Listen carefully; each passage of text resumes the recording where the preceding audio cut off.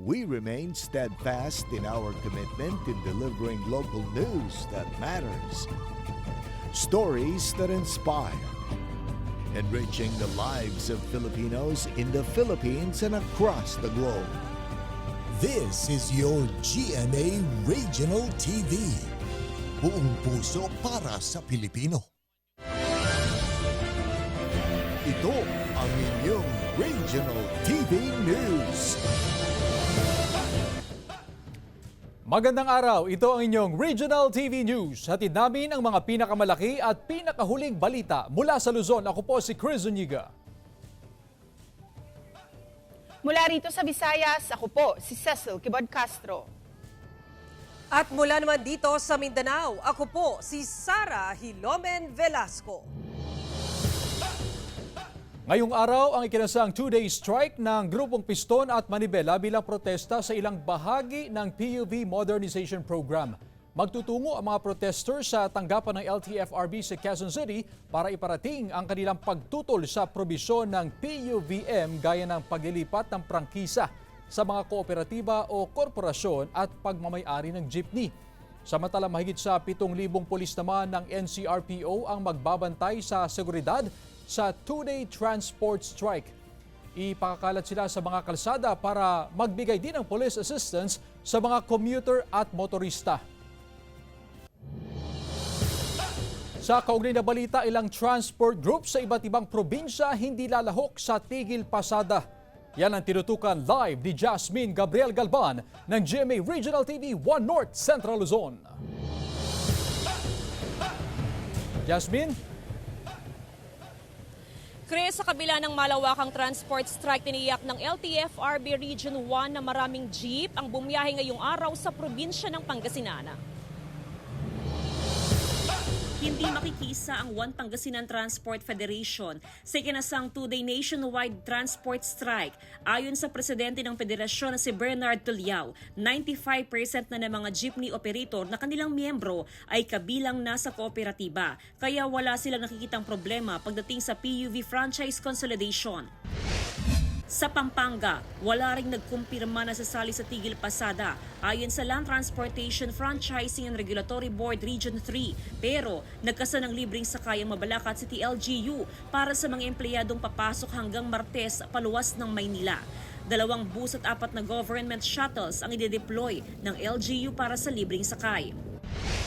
Nanindigan din ng mga tsuper sa Naga City at Camarines Sur na hindi makikiisa sa tigil pasada. Ayon sa Condor Piston Bicol, bagamat hindi sila kumasa sa tigil pasada, kaisa pa rin daw sila ng iba pang transport group sa bansa na patuloy na tinututulan ang PUV consolidation. Sa Northern Mindanao, 90% na raw na consolidated ang mga jeepney drivers at operators ayon sa LTFRB Region 10, kaya wala rin daw nagbabalak na mag-strike. Sa Zamboanga City, suportado ng ilang drivers at operators sa PUV modernization program ng gobyerno. Ayon sa Feltrans, nasa 72 hanggang 85% na ng kanilang mga miyembro ang nakapag-consolidate na. Matatandang ikinasa ng Grupong Piston at Manibela ang 2 araw na tigil pasada sa April 15 hanggang 16 matapos ang pahayag ni Pangulong Bongbong Marcos na walang extension para sa PUV consolidation deadline sa April 30. Chris, sa mga oras na ito, hindi rin nakiisa sa transport strike ang Batangas Transport Cooperative pero nakaantabay ang Batangas PNP in case na kailangan gamitin yung kanilang mga police mobile. Samantala, sa Cebu wala ring transport strike na magaganap pero nasa 500 piston members doon ay nagsasagawa ng protest rally sa kanilang 3 major routes sa Cebu. Kabilang dyan ang Barangay Mabolo, Barangay Carreta at Osmeña Boulevard. Chris? Maraming salamat, Jasmine Gabriel Galban ng GMA Regional TV 1 North Central Luzon. Sa ikatlong sunod na linggo, ngayong Abril, panibagong oil price hike ang inaasang ipatutupad ng mga kumpanya ng langis. Sa latest advisory ng Department of Energy, posibleng umabot sa piso ang taas singil sa kada litro ng diesel at kerosene habang ang price hike sa gasolina posibleng nasa 20 hanggang 50 centavos per liter. Inaasang ipatutupad po yan bukas April 16 ng mga kumpanya ng langis at ang oil price hike ay dahil pa rin sa pagbabawas ng produksyon ng mga oil-producing and exporting countries. Naitala ang 3.5 million pesos na danyos matapos masunog ang 7 bahay sa Baguio City. Nakaalerto si CJ Turida ng GMA Regional TV 1 North Central Luzon. Sa video ng ilang residente, kita ang malaking apoy habang nasusunog ang 7 bahay sa Purok 3, MRR Queen of Peace, Baguio City, linggo ng umaga. Mahigit 10 fire trucks at water delivery trucks ang nagtulong-tulong para maapula ang apoy na nagsimula pasado alas 5 ng madaling araw at naideklarang fire out bandang alas 8 na ng umaga. Sa investigasyon ng BFP, posibleng sa nakacharge na gadget nagmula ang apoy. Sa report naman ng City Disaster Risk Reduction and Management Office, aabot sa 112 na katao ang apektado ng sunog, kabilang ang isang babae na nagtamo ng minor burns. Nagbigay naman ang Baguio LGU at DSWD ng pagkain, tubig, damit at financial assistance sa mga nasunugan. Sa Bacolod City, 18 kamahayan ang tinupok ng apoy pasado alas 8 ng umaga noong Sabado sa Barangay 18. Kahit na mabilis na nakaresponde ang mga bumbero, naging pahirapan ang pag-apula sa apoy sa mga kabahayan na gawa sa light materials. Alas 10:45 na ng umaga nang ideklara ang fire out. Ayon sa Bacolod BFP, nasa 47 pamilya ang nawalan ng bahay na nananatili sa evacuation center, habang umabot sa 3 million pesos ang danyos ng sunog na inaalam pa ang sanhi. Kita sa video ang apoy na sumiklab sa talahiban sa bahagi ng Barangay San Miguel, Calasiao, Pangasinan. Ayon sa Calasiao BFP, nagsimula ang sunog bandang alas 12:30 ng tanghali kahapon sa bakanteng lote. Inaalam pa ang pinagmulan ng sunog pero ito na ang ikatlong grass fire na kanilang nirespondihan sa barangay. Kaya paalala nila sa publiko, huwag magsunog ng basura at iwasan ang pagtatapon ng upos ng sigarilyo na posibleng pagmulan ng sunog. Mula sa GMA Regional TV, 1 North Central Luzon, CJ Torida, nagbabalita para sa GMA Integrated News. Nakuha na ng video ang mabilis na pagmamaneho ng isang jeepney driver sa Camarines Sur. Ang detalye sa report ni Jessica Kalinog ng GMA Regional TV Balitang Bicolandia. Ikinaalarma ng LTO Naga District Office sa Camarines Sur ang natanggap na report tungkol sa isang bumiyaheng jeepney mula sa bayan ng Calabanga papuntang Naga City na mabilis ang patakbo. Dahil sa sobrang bilis ng takbo ng sasakyan, agad lumipat sa likod ang isang pasahero mula sa unahan at halos magmakaawa na ang mga pasahero na pumapara para makababa na. Kuya, luway-luway lang, kuya! Kuya, para! Pinagawan ko na yun ng endorsement sa regional office para ma-issue ng show cause order yung driver. Kung ako lang ang tatanungin, it's a revocation of driver's license. Ayon sa isang pasahero na tumanggi ng humarap sa kamera, noong una, mabagal lamang ang takbo ng jeep sa kayang 8 pasahero. Pero napapansin daw nila na tila napupunta na ang sasakyan sa gitna ng kalsada. Hanggang sa pagdating sa unang pakurbang bahagi ng kalsada sa bayan ng Bombon, napunta na ang jeep sa kabilang linya ng kalsada. Kaya 3 pasahero na ang unang bumaba hanggang sa bigla nang bumilis ang pagpapatakbo ng driver. Kuya, lampas na ako, kuya! Kuya, para po! Para po! Huminto ang jeep sa may chapel na ng San Roque, Bombon. Doon na rin mabilis na nagsibabaan ang mga pasahero. Nanginginig ako. Nasundan man din tulos po kan sa tuyang mga kapupulisan. And base po sa investigasyon nga ni na burat-burat po si tao. Kasi kampakababa niya po tulos ning jeep is nagturog na lang din po siya sa Tahaw Kantinam po. Inisyuhan ng ticket para sa reckless driving ang tsuper ng jeepney na agad ding pinalaya matapos na walang pasahero ang nagsampa ng kaso laban dito. Patuloy pang kinukuhanan ng pahayag ng GMA Regional TV Balitang Bicolandia ang nasabing tsuper. Mula sa GMA Regional TV Balitang Bicolandia, Jessica Kalinog, nagbabalita para sa GMA Integrated News. Hindi makapaniwala ang mga residente ng Barangay Nabitasan sa bayan ng Liganes, Iloilo na makakakita sila ng isang dolphin sa baybayin Sabado ng umaga. Inakala ng mangingisda na unang nakakita na pating ito dahil palangoy-langoy sa lugar, ngunit nang nilapitan nila ito, napag-alamang dolphin pala ito at may mga sugat sa katawan at nanghihina na raw. Hinala ng mga residente, posibleng natamaan ng lambat ang dolphin kaya ito nasugatan. Sa pareho ring araw, pinakawalan sa dagat ang dolphin matapos gamutin ng Municipal Fisheries and Aquatic Resources ang mga sugat nito. Sama-samang nilantakan ng mga residente at bisita ang mahigit 600 bilao ng kakanina biko sa Asinggan, Pangasinan. Iba-iba ang kanilang bersyon sa pagluluto ng kakanin.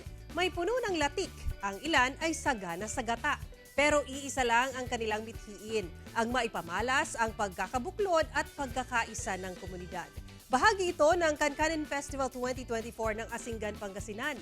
Naparaan din ng LGU para maiangat ang industriya ng kakanin at maisulong ang pagtatanim ng malagkit na isang variety ng palay.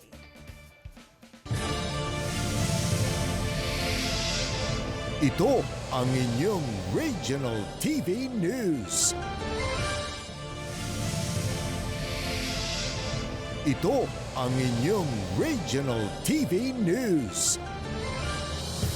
Nasagip ang dalawang mangingisda sa kargatang sakop ng Cabra Island sa Lubang Occidental, Mindoro alas 8 ng umaga nitong Sabado matapos na mabutas at bahagyang lumubog ang sinasakyang bangka.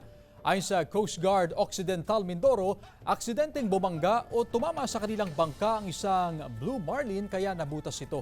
Agad namang rumisponde ang ilang tauhan ng MDRMO at PCG Lubang. Ang lumubog na bangka hinila rin gamit ang rescue boat ng PCG. Nasa maayos ng kondisyon ang mga mangingisda at nakauwi na rin sa kanilang tahanan matapos silang matingnan sa isang klinik.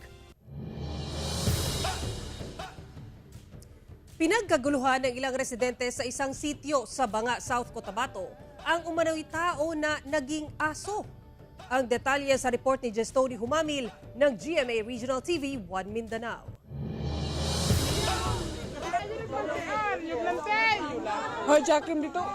Pasado alas 6 Lunes ng gabi, April 8, kinilabutan ng ilang residente sa sitio Little Baguio sa barangay El Nonok sa bayan ng Banga, South Cotabato matapos umanong masaksihan ng isang taong nakasuot ng itim na damit nang bigla umano itong nagpalit ng anyo. Ari guys, na-trauma gud siya guys kay siya mismo nakita guys. Maraw. Binato pa nga ito ng isa sa mga residente dahil sa takot. Ayon sa Barangay Council ng El Nonok, bago ang pangyayari, may nakita umanong nasa 3 tao ang mga residente ng gabing iyon na hindi raw residente ng nasabing lugar. May tao nga naglibot-libot dito sa ila. So, pananawan nila nga nagimo daw nag-transform kuno sang ito. Amo to nga nakahatag alarma sa mga bata daw na nervyo.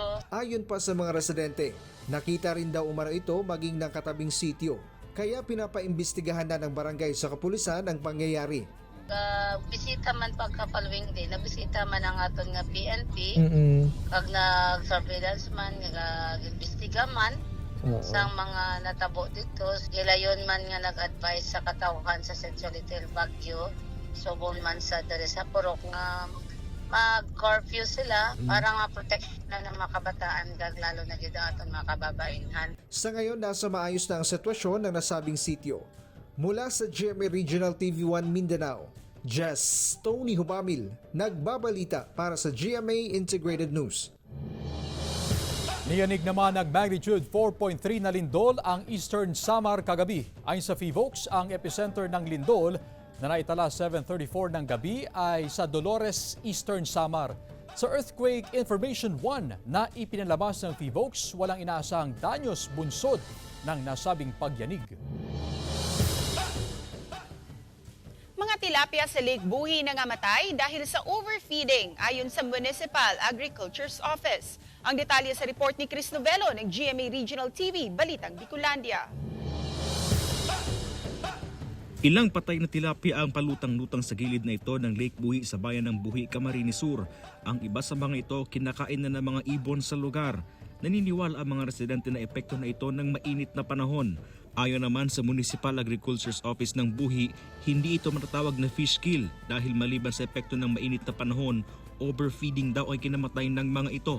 Sa linggo po, ang sobrang init tsaka overfeeding po nga nikan sa tuya mga fish cages operator. yung nagiging kausa kaning may dikit-dikit na nagagada na sira. Tiniyak naman ng mga mangingisda na tinatanggal nila ang mga patay na isda. Pighali na lang po. Pig-separate na lang po. Kadikit man lang yan. Nananawagan sa ngayon ang Municipal Agriculture's Office at Bureau of Fisheries and Aquatic Resources Bicol sa mga fish cager operators sa lugar na sumunod sa tamang pagpapakain ng mga isda para maiwasan ang ganitong insidente. Kada buwan nagkakaroon din daw ng water analysis ang ahensya katuwang DNR. Base sa mga huling resulta, nananatili naman na maganda ang laboratory analysis sa Lake Buhi. Dapat din daw nababaan ang stock intensity sa mga fish pond para maiwasan ang fish kill. Kung dati 10,000 to 20,000 pieces per hectare or saro kada duwang pidaso per square meter para sa tuman sa mga semi-intensive na fish pond. So we have to check on itong feeding mechanism nila kasi we always advise them to follow the good aquaculture. Mula sa GMA Regional TV Balitang Bicolandia, Chris Novello nagbabalita para sa GMA Integrated News. Mga kapuso, nasa bahay man kayo, eskwela, trabaho o pasyalan, maigi pa ring maghanda sa matinding init at alinsangan ngayong araw. Ayon sa Pag-asa, easterlies pa rin ang patuloy na nakaapekto sa bansa. Yan ang mainit na hangin galing Pacific Ocean. Base sa rainfall forecast ng Metro Weather, ilang lugar lang sa Southern Luzon, Visayas at Mindanao ang posibleng magkaroon ng light to moderate rain sa mga susunod na oras. Asahan din ng heavy rain sa ilang panig ng Soc-Sargent region na maaaring magdulot ng baha o landslide. Ayon sa Pag-asa, posibleng umabot sa 45 degrees Celsius ang heat index o damang init ngayong araw sa Dagupan, Pangasinan. 44 degrees Celsius sa Puerto Princesa, Palawan. 43 degrees Celsius naman sa Apari, Cagayan. Habang 42 degrees Celsius ang heat index sa Pasay City, Lawag, Ilocos Norte, Tuguegarao, Cagayan. Etiague, Isabela, Clark, Pampanga, Aborlan, Palawan, Virac, Catanduanes, Masbate City, Zamboanga City at Cotabato City. Linamnam ng chicharon kabute at sisig kabute. Ating lantakan sa report ni Denise Abante ng GMA Regional TV Balitang Southern Tagalog. Unang kagat pa lang, malalasap mo na ang sarap at lutong. Okay lang kahit makarami ka, no need to check your blood pressure kung may hypertension. Dahil ang iyong lalantakan, mushroom chicharon. Ideya ito ng mag-asawang Jamie at Mean ng Lipa City. Training kami, sabi ko, nagluto rin kami ng mga mushroom. Sabi ko, parang masarap.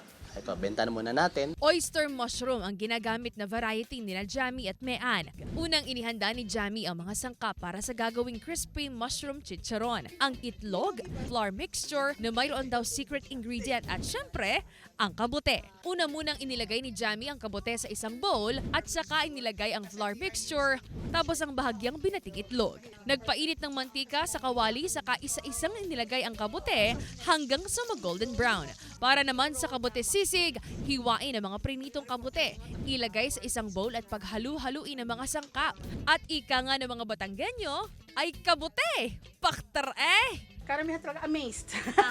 Lalo pag nalalaman nila na hindi lang ulam or gupang gulay siya. Low calorie ang mga kabute pero paalala ng Health Authority, hindi lahat ng tumutubo at nakikita ay pwedeng lutuin. Yung mga cultures na mushroom sa mga sodas or dahon ng saging. Apo. Yun yung mga edible na mushroom.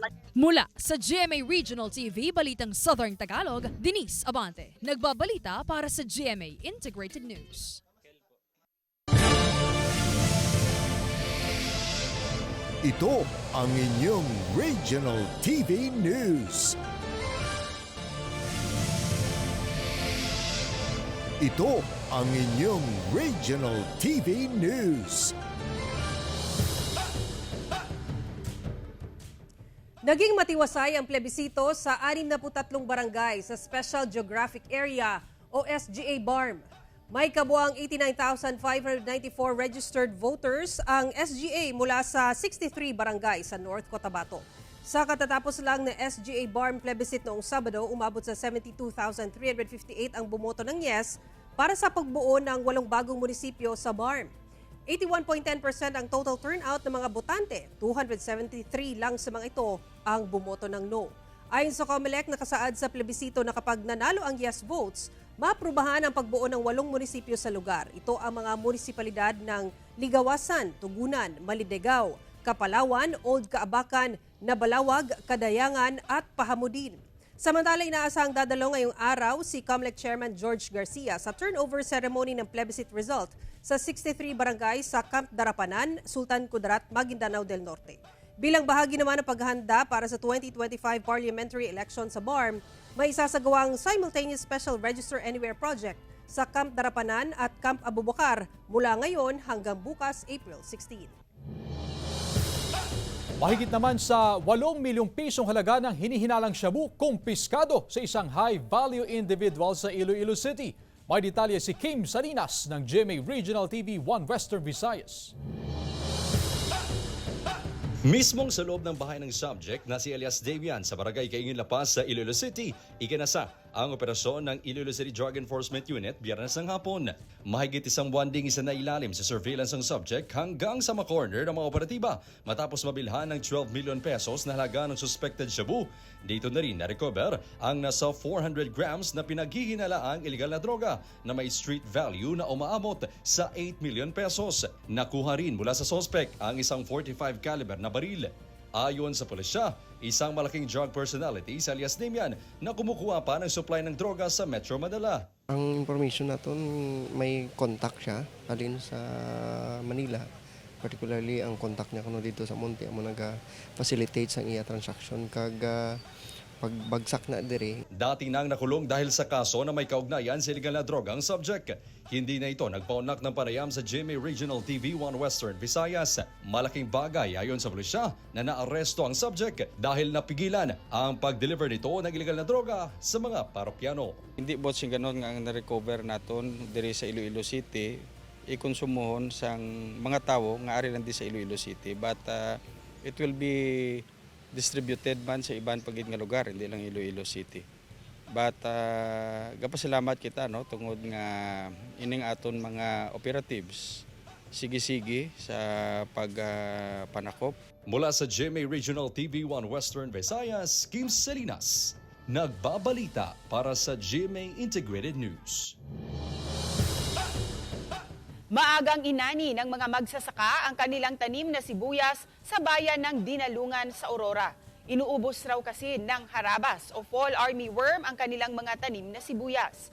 Ayon sa magsasakang si Pipito, Mayo pa sana aanihin ang kanyang mga tanim na sibuyas. Pero dahil sa peste, ay minadali na nila itong i-harvest kesa raw mabulok at tuluyang ubusin ng uod.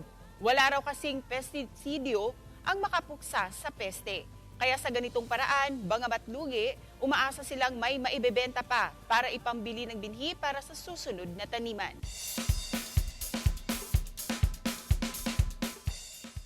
Ilang Kapuso stars may extra spark participation sa Miss San Carlos City sa Mango Bamboo Festival 2024. At ilang sparkle artist naman kasama si Kaloy Tingkungko at Jake Vargas nakisaya at nagpakilig sa JS Prom sa Dasol, Pangasinan. May ulat si Claire Lacanilaw ng GMA Regional TV 1 North Central Luzon. Nagpamalas ng beauty and charm ang 13 kandidata sa Coronation Night ng Miss San Carlos City 2024 na isa sa highlights ng Mango Bamboo Festival ng lungsod. Nagpatalbugan sila sa swimwear, evening gown, at creative costumes na inspired sa produkto ng lungsod na mangga at kawayan. Nagpakilig naman sa mga kandidata at audience sa kanyang pangaharana si Asia's romantic balladeer Christian Bautista.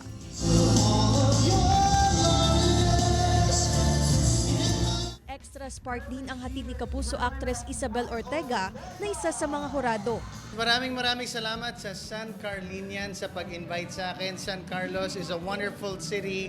Congratulations to the winner. Maraming salamat sa lahat ng audience na sumigaw, nakikanta, nakiparticipate. To the newest Miss San Carlos City, this year 2024, congratulations. And sana pangalagaan mong corona mo. You deserve it. And all the best po sa journey mo.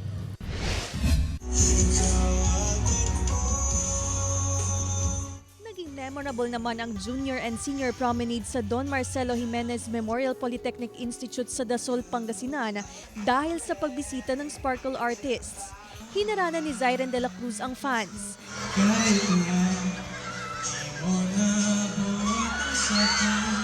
Nagpakilig sa pamamagitan ng pagsayaw si Bryce Eusebio. Humataw rin sa dance floor si Nakisha Serna at Leana May. Song numbers din ang hatid ni naunang Hirit host Kaloy Tingkungko.